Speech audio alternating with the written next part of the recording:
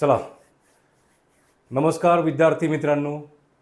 आज खूप लोकांच्या विनंतीवरून जे लोक लॅब टेक्निशियनचा अभ्यास करत आहे की त्यांच्यासमोर खूप मोठा एक प्रश्न पडला होता की टेक्निकलचे जे टॉपिक आहे आमचे, त्या टॉपिकचा अभ्यास कसा करायचा, तो सिलेबस डिकोड कसा करायचा.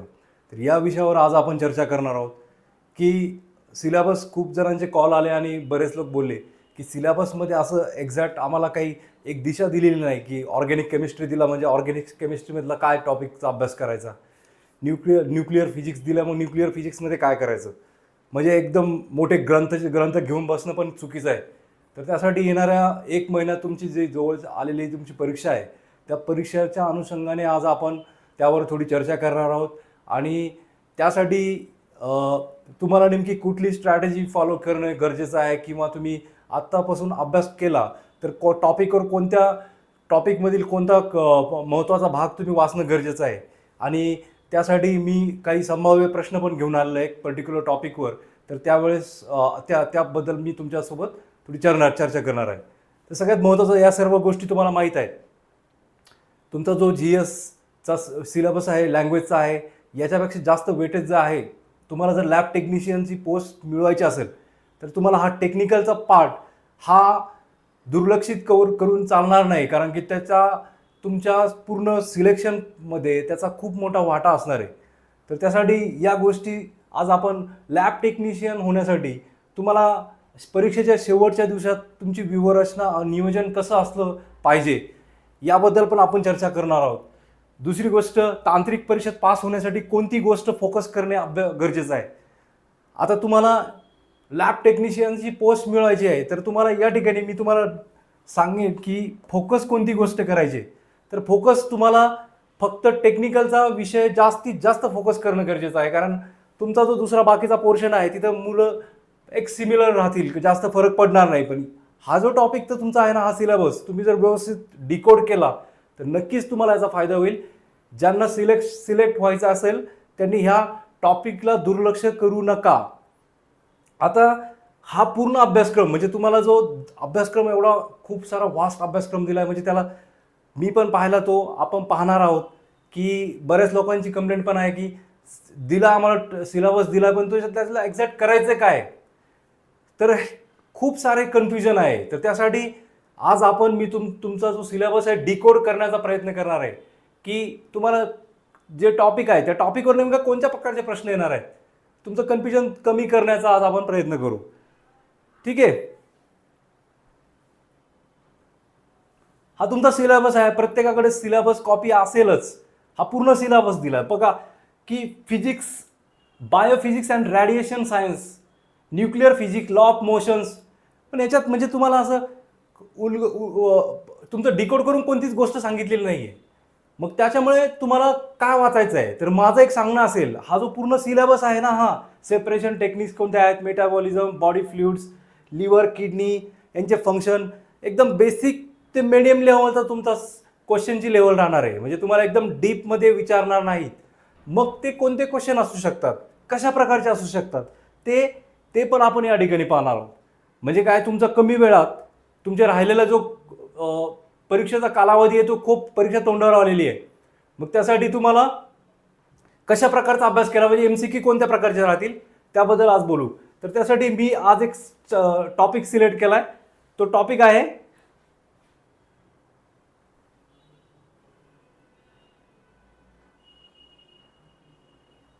तुमच्या सिलेबसमध्ये दिलेला आहे थर्मोडायनॅमिक्स. हा थर्मोडायनॅमिक्स या टॉपिकवर जर आता तुम्ही जर पूर्ण तुमचा सिलेबसचे टॉपिक जर पाहिले तर जवळपास 18 ते 22च्या आसपास काहीतरी टॉपिक आहेत आणि प्रश्नाची संख्या आहे एकूण 40. म्हणजे काय की तुम्हाला एका टॉपिकवर, जसं की तुम्हाला बायोफिजिक्स अँड रेडिएशन सायन्सवर तुम्हाला 2 प्रश्न विचारायची जास्त शक्यता आहे, जास्तीत जास्त 3. म्हणजे काही टॉपिकवर 1 प्रश्न विचारला जाऊ शकतो, काही टॉपिकवर 2 विचारले जाऊ शकतात. असं काही फिक्स नाही आहे. म्हणून तुम्हाला प्रत्येक टॉपिक पण बेसिक गोष्टी तुम्हाला माहीत असणं गरजेचं आहे. तर आज आपण थर्मोडायनॅमिक्स याच्यावर जास्तीत जास्त संभाव्य, त्याची मोस्ट प्रोबॅबिलिटी आहे त्या क्वेश्चनची येण्याची आणि कशा प्रकारचा प्रश्न फ्रेम होऊ शकतो जसं की नीट जेई या लेवलचा तुम्हाला प्रश्न विचारला जाणार नाही. ही स्पर्धा परीक्षा आहे, इथं प्रत्येकाला डीपमध्ये नॉलेज असणं गरजेचं आहे असं नाही. जेवढं गरजेचं आहे, म्हणजे तुम्ही तुमचं जर BSc बॅकग्राऊंड असेल तर तुम्हाला काही फिजिक्सच्या गोष्टी, केमिस्ट्रीच्या गोष्टी, बायोलॉजीच्या गोष्टी अशा माहीत असणं गरजेचं आहे. म्हणून त्याच्यासाठी तुम्हाला जास्त डीपमध्ये जाण्याची गरज पण नाही आणि तुमच्या एक लक्षात पण येईल कशा प्रकारचे प्रश्न विचारतात. ठीक आहे, तर आपण या ठिकाणी पहिला प्रश्न पाहणार थर्मोडायनामिक्स टॉपिकवरचा. प्रश्न काय आहे की how many types of system in thermodynamics. जर थर्मोडायनामिक्सचा अभ्यास करायचा असेल तर सगळ्यात महत्त्वाची गोष्ट आहे थर्मोडायनामिक्स म्हणजे काय. एकदम बेसिक प्रकारचं. थर्मोडायनामिक्स म्हणजे थर्मो म्हणजे हीट, हीट, थर्मो म्हणजे हीट आणि डायनॅमिक्स म्हणजे फ्लो. म्हणजे तुमचा हीटचा जो फ्लो आहे याची जी स्टडी करणे हा पूर्ण थर्मोडायनॅमिक्सचा भाग आहे. ठीक आहे, तर या ठिकाणी प्रश्न काय विचारला, how many types of system in thermodynamics. हे जे मी तुम्हाला प्रश्न सॅम्पल म्हणून घेऊन आलेलो आहे त्याची येण्याची शक्यता पण खूप जास्त प्रमाणात आहे, सर्वांनी लक्ष द्या. तर मी त्याचं एक्सप्लेनेशन पण देणार काही क्वेश्चनचं की तुम्ही कशा प्रकारचा कमी वेळात जास्त स्टडी करताल आणि कन्सेप्ट समजून घेऊन तुम्ही उत्तरापर्यंत पोहोचताल. म्हणजे किती डीपपर्यंत तुम्ही किती डीपपर्यंत जायचं हे पण तुमच्या लक्षात येईल अभ्यास करताना. म्हणजे एक एक महिना एक एक पुस्तक घेऊन, जसं की थर्मल इंजिनिअरिंगचं पुस्तक घेतलं, हीट मास ट्रान्सफरचं पुस्तक घेतलं, ते महिनाभर वाचत बसले 2 मार्क्ससाठी, ते गरजेचं नाही आणि ती चुकीची पद्धत आहे. परीक्षा जर तुम्हाला क्लिअर करायची असेल तर लवकर कमी वेळात जास्तीत जास्त तुम्हाला जो परीक्षेला येण्याची संभाव्य टॉपिक आहेत ते क्लिअर करून त्याच्यावर MCQ सॉल्व्ह करणे गरजेचं आहे. खूप महत्त्वाची गोष्ट आहे. तर याचं उत्तर जे आहे पर्याय क्रमांक 2. एकूण 3 प्रकारच्या सिस्टीम आहेत थर्मोडायनॅमिक्सच्या. आता सिस्टीम काय आहे, थर्मोडायनॅमिक्सचं तुम्हाला सांगितलं मी. थर्मोडायनॅमिक्स काय, सिस्टीम म्हणजे काय, सिस्टीम म्हणजे पार्ट ऑफ युनिव्हर्स. म्हणजे काय, युनिव्हर्सचा एक पार्ट आहे एक सिस्टीम आणि तो त्या अंडर द थर्मोडायनॅमिक्स इन्व्हेस्टिगेशन तो जो पार्ट आहे ना त्याला म्हणायचं सिस्टीम. आता मी तुम्हाला एक उदाहरण म्हणून सांगतो. 3 प्रकारच्या सिस्टीम आहेत. एक आहे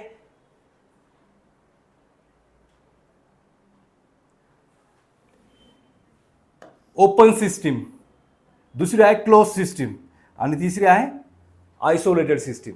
आता या ठिकाणी काय दिलंय, such a system which exchange both energy and matter. Such a system which exchange both energy and matter. Energy म्हणजे ऊर्जा आणि मॅटर म्हणजे पदार्थ. तो जो पदार्थ आहे दोन्ही जर एक्सचेंज होत असेल विथ कोणासोबत, with the surrounding, is called as open system. मी त्याचं उदाहरण पण तुम्हाला एक्सप्लेन करून पण सांगतो नेमकं काय ओपन सिस्टीम काय आहे, ओपन सिस्टीम कशाला म्हणायचं. दुसरा जो आहे close system. Such a system which exchange energy but not matter. म्हणजे मास, मॅटर, सबस्टन्स तुमचा एक्सचेंज होत नाही कशात, with the surrounding, is called as close system, is called as close system. तिसरी जी आहे आयसोलेटेड सिस्टीम. आयसोलेटेड सिस्टीम म्हणजे काय, isolate हा शब्द तुम्ही ऐकला असेल, एकांतवास. एक म्हणजे आयसोलेट करत होते ना कोरोनामध्ये जर इन्फेक्ट झाला तर पेशंटला. Such a system that does not allow exchange either energy or matter with the surrounding. म्हणजे जी सिस्टीम ज्याच्यामध्ये एनर्जी अँड मॅटर दोन्ही पण सराउंडिंगमध्ये एक्सचेंज होत नाही त्याला म्हणायचं आयसोलेटेड सिस्टीम. आता त्यासाठी आपण काय करू, उदाहरण पाहू, बेसिक उदाहरण पाहू. प्रत्येकजण चहा पित असेल, गरम पाणी, दूध काहीतरी पित असेल ना, तर त्यासाठी एक उदाहरण घेऊ आपण, गरम चहा घेऊ. ठीक आहे, हा तुमचा कप आहे. आता माझी डायग्राम, ठीक आहे, हा कप आहे.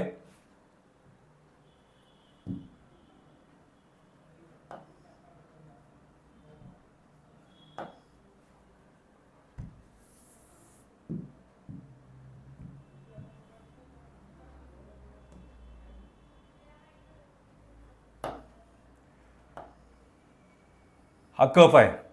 हे कपामध्ये हा चहा आहे. चहा कसा पितात आपण, गरम चहा पितो, उष्ण चहा पितो. म्हणजे चहा गरम आहे तर गरम चहामध्ये त्याच्या वाफा बाहेर येतील ना, वेपर्स बाहेर येतील ना. म्हणजे हा जो मॅटर आहे चहा जो, हे बघा पहिली गोष्ट, हा कप आहे तुमचा, हा कप आहे.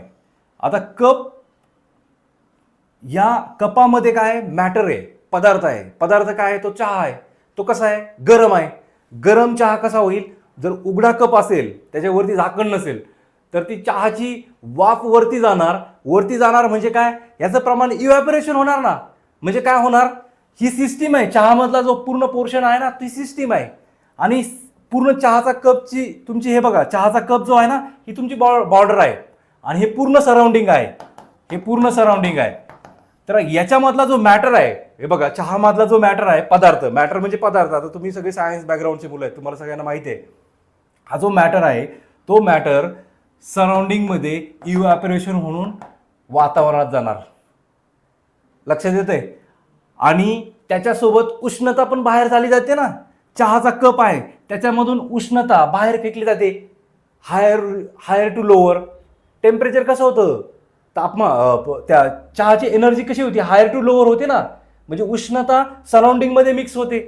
म्हणजे एनर्जी आणि मॅटर दोन्ही पण वातावरणात एक्सचेंज होत असेल, ती जी सिस्टीम आहे ना, तर त्याला म्हणायचं ओपन सिस्टीम. म्हणजे काय? एक घरातला एक गरम चहा तुम्ही जर रोज पित असाल, दूध, चहा वगैरे, नाही का, ते तुमच्या ओपन सिस्टीमचं उदाहरण आहे. आता मग आपण बघू, आता हा चहाचा कप घेऊ. काही लोकांना काय वाटतं माहितीये का? पेपर वाचत असतो, पेपर वाचता वाचता चहा पितात ना. मग ते काय करतात? चहावर आहे ना झाकण ठेवतात, झाकण. म्हणजे काय, बशी वगैरे, तुमचं काय असेल, कॅप वगैरे, ठीक आहे. तर त्यासाठी बघा, याच्यामध्ये काय होतं की हा जो चहा आहे, ही चहाचं इव्हॅपोरेशन होईल, पण इथं अडलं जाईल. म्हणजे मॅटर सराउंडिंग मध्ये जाईल का? नाही. पण एनर्जी ही जी उष्णता आहे ना, तुम्ही जर चहाच्या कपला हात लावला तर तुम्हाला गरम लागेल. म्हणजे उष्णता बाहेर फेकली जाते, एनर्जी बाहेर फेकली जाते. म्हणजे ज्याच्यामध्ये, ज्या सिस्टीममध्ये तुमचा पदार्थ बाहेर जातो, म्हणजे मॅटर एक्सचेंज होतो सराउंडिंगमध्ये, होत नाही, बट एनर्जी होते. म्हणजे काय? ती कोणती सिस्टीम? ती क्लोज सिस्टीम. ज्याच्यामध्ये तुमचा मॅटर होत नाही एक्सचेंज सराउंडिंगमध्ये, म्हणजे वातावरणात मिक्स होत नाही, आणि पण एनर्जी होते, त्याला बोलायचं क्लोज सिस्टीम. काय बोलायचं? Close system. ही आहे ओपन सिस्टीम. आता बघा, तिसरी जी सिस्टीम आहे ना, ती आयसोलेटेड सिस्टीम आपण शिकलो. आता काही लोकांना चहा प्यायचा असतो, पण तो कधी प्यायचा असतो? ऑफिसमध्ये गेल्यानंतर. आता तुमच्यातले काही लोक जॉब करत असतील, मग तुम्ही घरून जाताना थर्मास फ्लास्कमध्ये तुम्ही घरी जाऊन घरून चहा गरम करून घेऊन जाणार, दुपारी पिणार ना. मग तुमचा सकाळचा जो 8 वाजता जो चहा आहे, तो रात्री दुपारी 12पर्यंत गरम राहतो. का असेल त्याचं ड्युरेशन, तुमच्या कुठला ब्रँड आहे त्याच्यावर, है ना. म्हणजे त्याची बॉर्डर कशी आहे, तुमची ते ॲडिबॅटिक प्रोसेस कशी आहे, हे नंतरचा आपण समजून सांगू. म्हणजे तो चहा तुम्हाला दुपारी प्यायचा आहे, म्हणजे त्याच्यात तो गरम राहणार आहे. गरम राहणार आहे म्हणजे त्याच्यात काय राहणार? एनर्जी एक्सचेंज होणार का सराउंडिंगमध्ये? नाही. लक्षात येतंय? एनर्जी ही सराउंडिंगमध्ये एक्सचेंज होणार नाही. हा तुमचा थर्मास फ्लास्क आहे ना, का थर्मास आहे, ठीक आहे. याच्यामध्ये चहा आहे.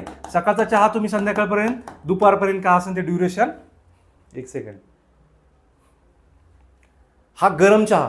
म्हणजे ज्या सिस्टीममध्ये एनर्जी आणि मॅटर दोन्ही पण सराउंडिंगमध्ये एक्सचेंज होत नाही, तर त्या सिस्टीमला बोलायचं आयसोलेटेड सिस्टीम. काय बोलायचं? Isolated system.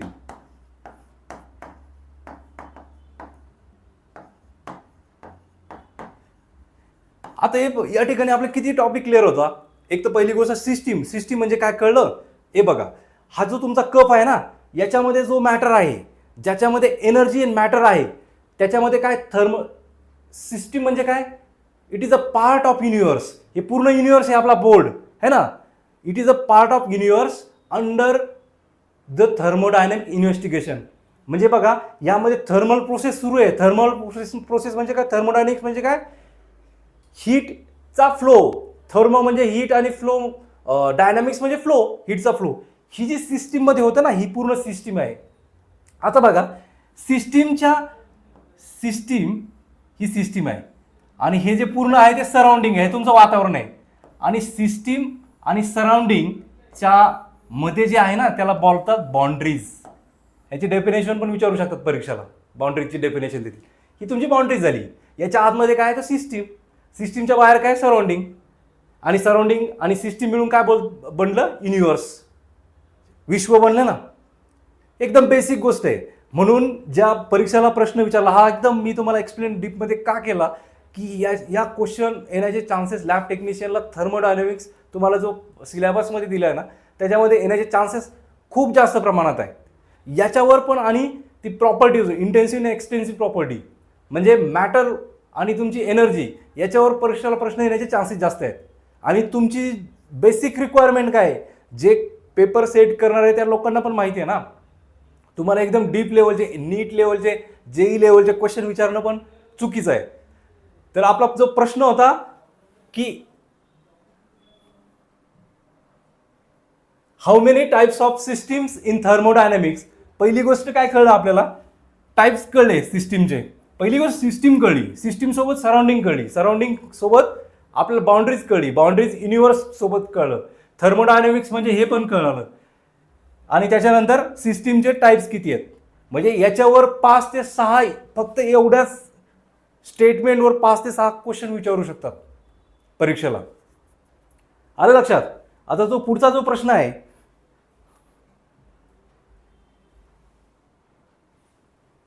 on which of the following factors the internal energy depends. कोणते कोणते फॅक्टर आहेत इंटरनल एनर्जीसाठी, तर त्याच्यासाठी बघा एक पहिली गोष्ट इंटरनल एनर्जी डिपेंड्स. कोणते कोणते fact, on which of the following factors the internal energy depends. Basic प्रकारचा प्रश्न आहे. तर त्याच्यामध्ये मास ऑफ द सिस्टीम आहे का, आहे, करेक्ट. दुसरा आहे temperature of the system. Temperature साहजिक आहे, एनर्जी, टेम्परेचर, हीट आहेच. नेचर ऑफ द सिस्टीम हे पण डिपेंड आहे इंटरनल एनर्जीसाठी. याचं उत्तर काय येईल, ऑल ऑफ द अबव. पण ह्या अशा प्रकारचे तुम्हाला असं वाटेल काही लोकांना की बेसिक प्रकारचे प्रश्न आहेत, पण तुमच्या परीक्षेच्या पूर्ण अनुषंगाने विचार केला तर याच्यापेक्षा जास्त हार्ड क्वेश्चन विचारू शकणार नाहीत. तुम्हाला कॅल्क्युलेशनसाठी किंवा एन्थॅल्पी रिॲक्शन विचारणार नाही, तुम्हाला कॅल्क्युलेट करण्यासाठी विचारणार नाहीत, नक्कीच विचारणार नाहीत. कारण की ऑब्जेक्टिव्ह प्रकारची प्रश्नपत्रिका राहणार आहे आणि त्याच्यामध्ये तुम्हाला फक्त 4 ऑप्शन दिले जातील. त्याच्यामुळे तो डिस्क्रिप्टिव्ह जो पेपर असता तुमचा, जसं की फॉरेस्ट FSO फूड सेफ्टी ऑफिसरचा असता, त्यांच्या सिलेबसला पण थर्मोडायनॅमिक्स हा चॅप्टर आहे. त्याच्यावर जवळपास 20 मार्क्सचे क्वेश्चन विचारले जातील, 2 प्रश्न. मग त्यांना प्रॉब्लेम विचारू शकतात, पण आपल्याला विचारण्याची शक्यता खूप कमी आहे.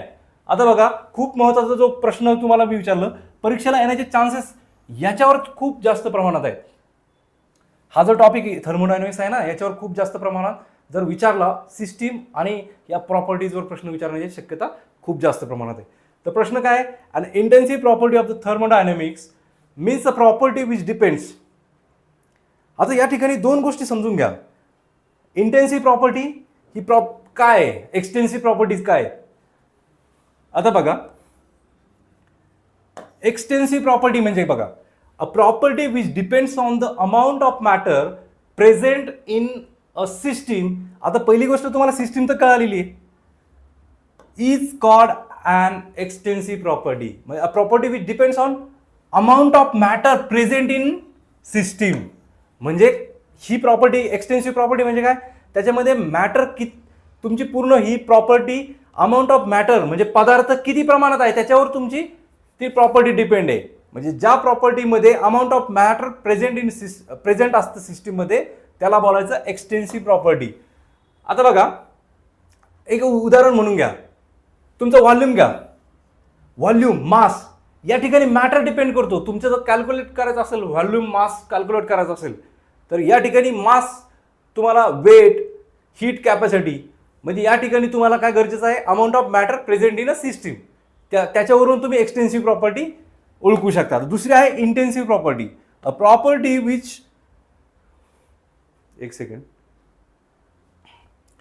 अ प्रॉपर्टी विच इज इंडिपेंडेंट, लक्षात घ्या, independent of amount of matter in a system is called as intensive property. आता बघा, मला एक सांगा, एक 10 ml पाणी बॉईल केलं तुम्ही, उकळायला ठेवलं. लक्षात येते. म्हणजे आता तुम्हाला बॉइलिंग पॉईंट जर काढायचा असेल तर 10 ml चा बॉइलिंग पॉईंट आणि 10 लिटरचा बॉइलिंग पॉईंट एकच राहणार ना, की 10 ml पाण्याचा बॉइलिंग पॉईंट वेगळा आणि 1 लिटर पाण्याचा बॉइलिंग पॉईंट वेगळा, असं नाही ना. म्हणजे त्याचं मॅटर महत्त्वाचं आहे का? म्हणजे नाही. ज्या प्रॉपर्टीमध्ये की ती मॅटरच्या इंडिपेंडंट असते त्यावेळेस त्याला बोलायचं इंटेन्सिव्ह प्रॉपर्टी. म्हणजे त्याचे एक्झाम्पल आहेत pressure, temperature, surface tension, viscosity, melting point आणि बॉइलिंग पॉईंट. आता बघा विस्कॉसिटी तुमची विस्कॉसिटी 3 ml ची वेगळी आणि 100 ml ची वेगळी का? नाही. म्हणजे इथं मॅटर डिपेंड करतो का? नाही. त्याला बोलायचं इंटेन्सिव्ह प्रॉपर्टी. हा खूप इम्पॉर्टंट प्रश्न आहे. जर तुम्हाला प्रश्न विचारला ना तर सगळ्यात सोपं त्यांना विचारण्यासाठी कोणता पण एक्झामिनर सेट करेन की तुम्हाला असं देईल सरफेस टेन्शन ओळखा, कोणती प्रॉपर्टी, इंटेन्सिव्ह का एक्सटेन्सिव्ह प्रॉपर्टी. विस्कॉसिटी ओळखा, एक्सटेन्सिव्ह का इंटेन्सिव्ह प्रॉपर्टी. म्हणजे तुम्हाला असा प्रकारचा फ्रेम करतील प्रश्न की 4 प्रकारच्या देतील, त्याच्यापैकी कोणती इंटेन्सिव्ह प्रॉपर्टी आणि एक्सटेन्सिव्ह प्रॉपर्टी. मग लक्षात ठेवा फक्त एक्सटेन्सिव्हमध्ये मॅटर आहे का, मॅटर गरजेचं आहे का. एक्सटेन्सिव्ह मॅटर गरजेचं नसेल, मॅटर मीन्स पदार्थ, म्हणजे तुमचा जो सबस्टन्स आहे तो डिपेंड करत असेल एक्सटेन्सिव्ह आणि इंडिपेंडंट असेल तर इंटेन्सिव्ह. तर ह्याचे जर काहींना कन्सेप्टच समजत नसेल तर त्या लोकांनी याचे एक्झाम्पल ध्यानात ठेवा. कारण का ह्याच्यावर येण्याची जास्तीत जास्त पॉसिबिलिटी आहे. जर प्रश्न विचारला इंटेन्सिव्ह एक्सटेन्सिव्हवर तर अशाच प्रकारचा तुम्हाला डेफिनेशन वगैरे विचारणार नाही. ऑब्जेक्टिव्ह पेपर आहे. तुम्हाला फक्त heat capacity, number of moles, energy, internal energy आणि तुम्हाला हे देतील मेल्टिंग पॉईंट. ओळखा इंटेन्सिव्ह यातली कोणती प्रॉपर्टी. ओके.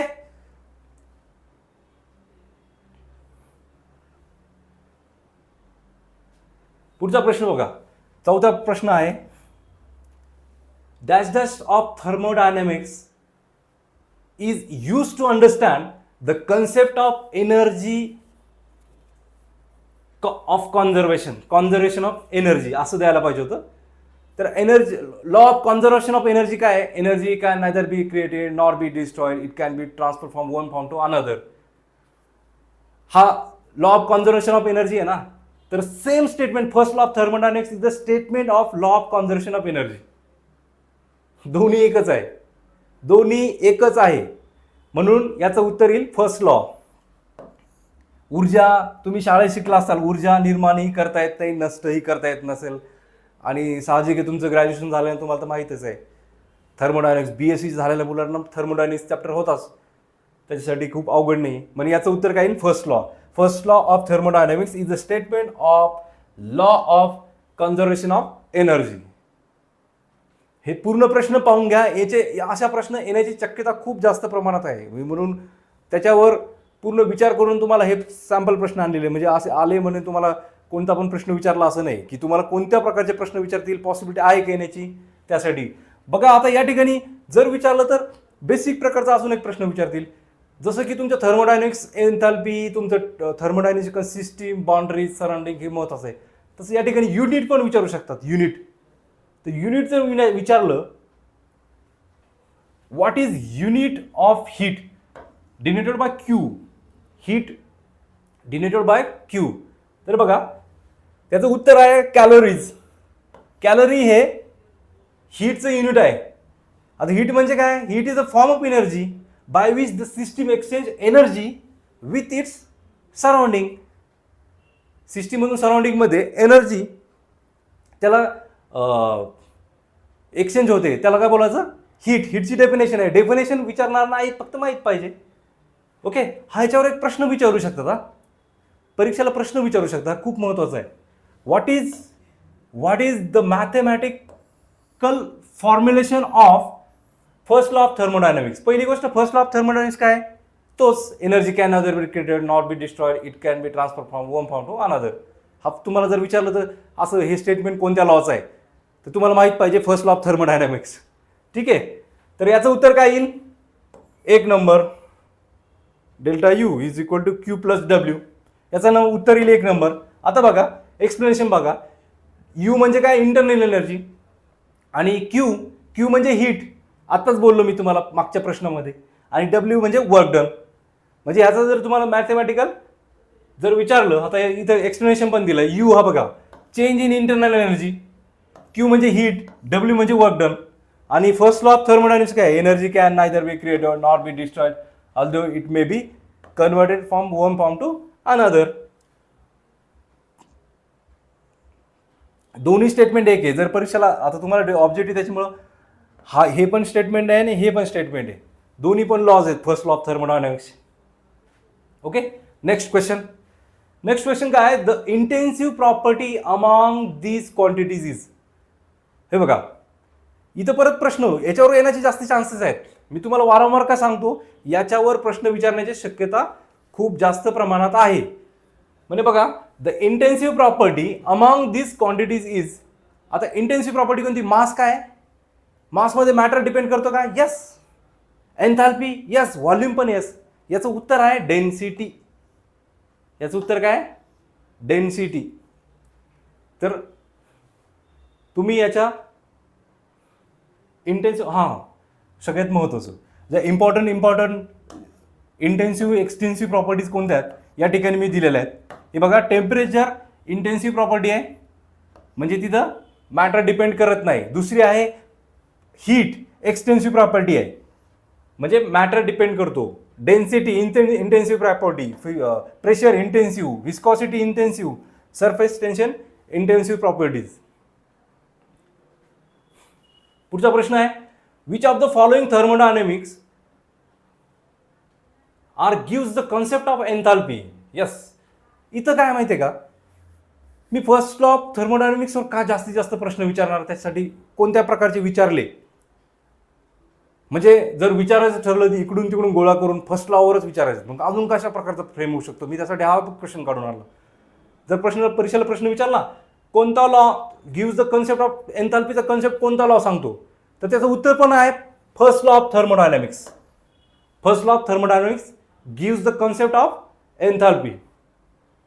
आता नेक्स्ट क्वेश्चन, याचं एक्सप्लेनेशन दिलंय. The first law of thermodynamics relates the various form of kinetic and potential energy in a system to the work a system can perform and the transfer of heat. The first law also defines the internal energy of system.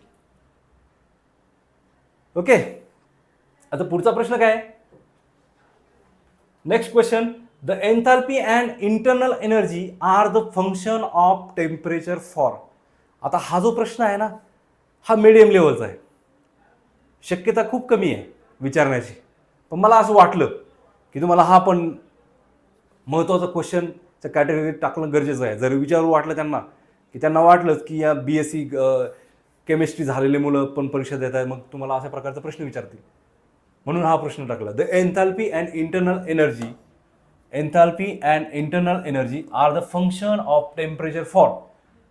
आता काय, all gases, steam, water, ideal gas. याचं उत्तर आहे ideal gas. आता explanation काय याच्यावरून तुमच्या लक्षात येईल याचं उत्तर काय, the enthalpy of an ideal gas depends only on temperature. Okay, because the internal energy of an ideal gas depends only on the temperature. Okay, तर या ठिकाणी आपण सॅम्पल क्वेश्चन आणले, महत्त्वाचे क्वेश्चन आणले. मला असं आशा आहे की तुम्हाला याचा नक्की फायदा होईल आणि येणाऱ्या काळात यावर आमचं काम सुरू आहे की तुम्हाला जास्तीत जास्त संभाव्य प्रश्न, ज्याची शक्यता खूप जास्त प्रमाणात आहे, हे क्वेश्चन तुमच्यासमोर घेऊन येण्याची नक्कीच आमचा प्रयत्न चालू आहे. आणि आपण यूट्यूबला पण सेशन घेऊन खूप सारे MCQ तुमच्याकडून जवळपास 500-1000 काय असतील त्याच्यावर काम सुरू आहे, ते तुम्हाला यूट्यूबला पण अपलोड केले जातील. आणि ज्या लोकांना आता क्लासची गरज आहे की तुम्हाला वेळ नाही, खूप सारे पुस्तक ग्रंथ वाचायला वेळ नाही आहे, तर त्यासाठी आपण फास्ट ट्रॅक रिव्हिजन बॅच सुरू केली आहे आणि ती 26 सप्टेंबरपासून सुरू होत आहे. तर यासाठी तुम्हाला इथे कॉन्टॅक्ट नंबर दिलेले आहेत, तुम्ही यावर चौकशी करू शकता. ओके, चला नमस्कार, all the best for exam. भेटूया नंतर.